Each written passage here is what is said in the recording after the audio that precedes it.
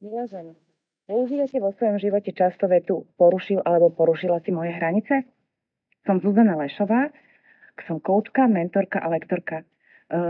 Medzi moje témy patrí aj téma hranice.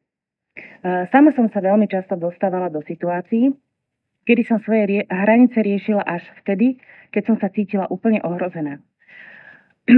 Nevedela som si uvedomiť tieto hranice a nevedela som ich odkomunikovať s okolím v súkromí ani v práci.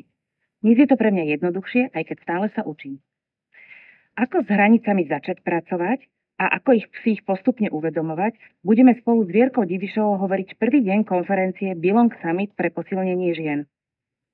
Týmto by som vás chcela srdečne pozvať na našu konferenciu, ktorá bude prebiehať online od 16. do 18. októbra 2023.